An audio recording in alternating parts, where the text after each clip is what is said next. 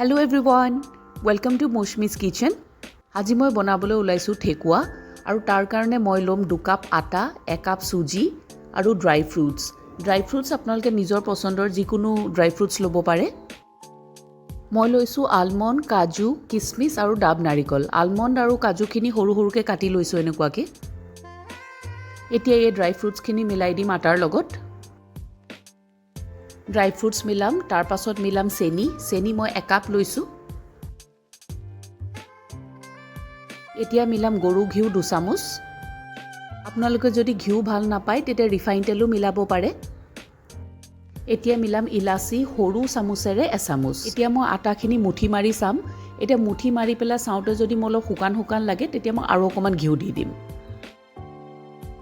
অলপ বেছি শুকান হৈ থকাৰ কাৰণে মই আৰু 1 চামুচ ঘিউ মিলাই দিলোঁ। এয়া মই আকৌ মুঠি মাৰি চালো, এতিয়া ৰেডি হৈ গ'ল। এতিয়া মই অকমান পানী দি টানকৈ লগাই ললো আটাখিনি। তাৰ পাছত হাতত অকমান তেল লগাই নিজৰ পছন্দৰ শেপ দি দিব। মই এই কাটা চামুচো ইউজ কৰিছিলো অলপ ডিজাইন দিবলৈ।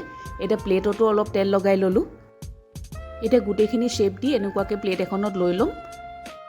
এতিয়া ৰিফাইন তেলত ধুনীয়াকৈ ফ্ৰাই কৰি পেলাম। তেলখিনি একদম গৰম হোৱাৰ পাছত ষ্টিমটো কম কৰি পেলাই কৰিছো। একদম কম ষ্টিমত ধুনীয়াকৈ ভাজিম, তেতিয়া ভিতৰলৈকে ধুনীয়াকৈ সিজি যাব। ফুল ফ্লেমত ফ্ৰাই কৰিলে কি হ'ব, ওপৰৰ পৰা ৰঙা হৈ গ'লেও ভিতৰৰ পৰা কেঁচা থাকি যাব পাৰে। এয়া মোৰ ঠেকুৱা ৰেডি হৈ গ'ল।